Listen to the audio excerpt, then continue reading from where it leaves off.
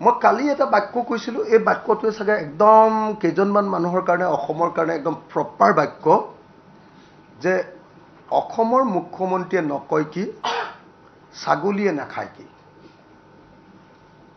এইটোৱে চাগে একদম মুখ্যমন্ত্ৰী আমাৰ হিমন্ত বিশ্ব শৰ্মাৰ কাৰণে আটাইতকৈ প্ৰপাৰ বাক্য, আটাইতকৈ প্ৰপাৰ বাক্য, আটাইতকৈ শুদ্ধ বাক্য। অসমৰ মুখ্যমন্ত্ৰীজন মানে তিনতালীয়া নহয়, মানে একেবাৰে বহুতালীয়া। এনেকুৱা মুখ্যমন্ত্ৰী অসমৰ ইতিহাসত কেতিয়াও জন্ম হোৱা নাছিলে। যদি কোনোবা হৰেক মাল আছে, কোন হৰেক মাল চাব দেই, প্ৰথমতে আছু, তাৰপিছত AGP, তাৰ আগতে আকৌ আলফাৰ নামত পইচা তুলি কিমান খালেতো খালে, তাৰপিছত আকৌ একদম কাপোৰ খুলি পিটনো পালে। তাৰপিছত AGP, তাৰপিছত তেওঁ AGPৰ পিছত কি হৈ গ'ল, AGPৰ পিছত তেওঁ কংগ্ৰেছৰ পিছত BJP, এতিয়া অকল লাষ্ট AIDFটোত যদি সোমাই দিয়ে তেতিয়াহ'লে আৰু তেওঁ প্ৰপাৰ হৰেক মালটো হৈ পৰিব, প্ৰপাৰ হৰেক মালটো হৈ পৰিব। হয়নে নহয় কওক হিমন্ত বিশ্ব শৰ্মা, একদম প্ৰপাৰ হৰেক মাল বুলি যাক কয় আৰু। গতিকে মই ভাবোঁ যে অসমৰ একমাত্ৰ হৰেক মাল, ৰাজনীতি জগতৰ, অসমৰ ৰাজনীতি জগতৰ একমাত্ৰ হৰেক মালটোৰ নাম হিমন্ত বিশ্ব শৰ্মা।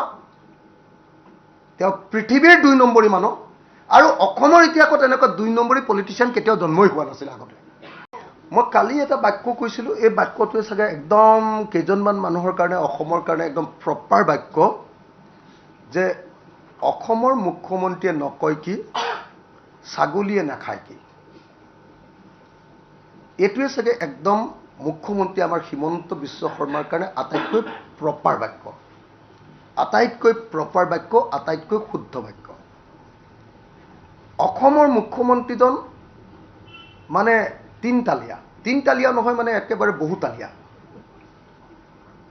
এনেকুৱা মুখ্যমন্ত্ৰী অসমৰ ইতিহাসত কেতিয়াও জন্ম হোৱা নাছিলে।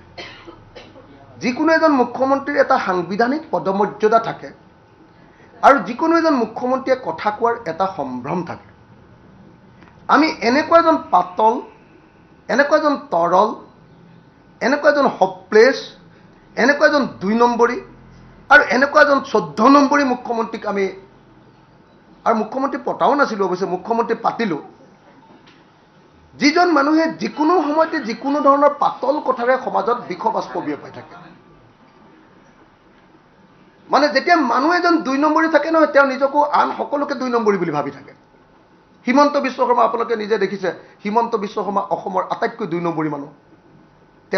তেওঁ আপোনালোকে নিজেই জানে যে তেওঁ সাৰদা কেলেংকাৰীত তেওঁ অভিযুক্ত, তেওঁ লুই বাৰ্জাৰ কেলেংকাৰীত তেওঁ অভিযুক্ত, তেওঁ NC হিলছ কেলেংকাৰী 1000 কোটি টকীয়া কেলেংকাৰীত তেওঁ অভিযুক্ত, তেওঁ APSC কেলেংকাৰীত তেওঁ অভিযুক্ত, তেওঁ মানৱেন্দ্ৰ শৰ্মা হত্যাকাণ্ডত তেওঁ অভিযুক্ত, তাৰপিছত ইঞ্জিনিয়াৰ দাসৰ ঘৰৰ পৰা পইচা তুলি, আলফাৰ নামত পইচা তুলিবলৈ গৈ, আলফাৰ নামত পইচা এক্সটৰ্চন, পইচা কাঢ়ি আনিবলৈ, ডকাইতি কৰিবলৈ যোৱাৰ কাৰণে তেওঁক একদম কাপোৰ খুলি পুলিচে পিটিছিলে। আপোনালোকে সকলোৱে জানে, অসমৰ মুখ্যমন্ত্ৰী তেতিয়া, এতিয়া নহয়, এতিয়া মুখ্যমন্ত্ৰী, তেওঁক কাপোৰ খুলি পিটিছিলে, আৰু 3 মাহ তেওঁক কাৰাগাৰত ৰাখিছিলে।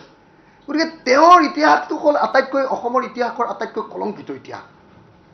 গতিকে যদি কোনোবা হৰেক মাল আছে, কোন হৰেক মাল চাব দেই, প্ৰথমতে আছু, তাৰপিছত AGP, তাৰ আগতে আকৌ আলফাৰ নামত পইচা তুলি কিমান খালেতো খালে, তাৰপিছত আকৌ একদম কাপোৰ খুলি পিটনো পালে।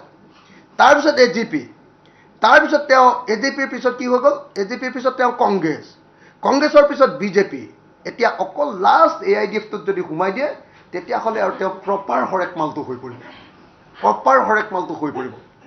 হয়নে নহয় কওক হিমন্ত বিশ্ব শৰ্মা, একদম প্ৰপাৰ হৰেক মাল বুলি যাক কয় আৰু। গতিকে মই ভাবোঁ যে অসমৰ একমাত্ৰ হৰেক মাল, ৰাজনীতি জগতৰ, অসমৰ ৰাজনীতি জগতৰ একমাত্ৰ হৰেক মালটোৰ নাম হিমন্ত বিশ্ব শৰ্মা। তেওঁ পৃথিৱীৰ 2 নম্বৰী মানুহ, আৰু অসমৰ ইতিহাসত এনেকুৱা 2 নম্বৰী পলিটিচিয়ান কেতিয়াও জন্মই হোৱা নাছিল আগতে।